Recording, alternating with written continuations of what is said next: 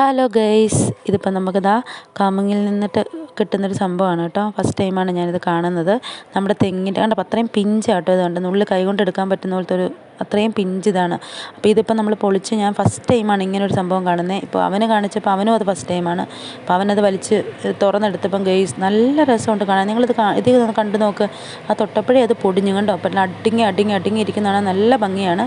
അപ്പം ഇതെല്ലാം ഞങ്ങൾ പൊളിച്ച് ആ സംഭവം പുറത്തെടുത്ത് കഴിഞ്ഞപ്പം അതിങ്ങനെ ഓരോ നമ്മുടെ തെങ്ങിൻ്റെ പൂക്കുലേക്കില്ലേ അതുപോലെ തന്നെ കമുങ്ങിൻ്റേത്. അപ്പോൾ ഇതിനകത്താണ് മറ്റേ അടയ്ക്കയും പാക്കൊക്കെ ഉണ്ടാകുന്നത് കേട്ടോ.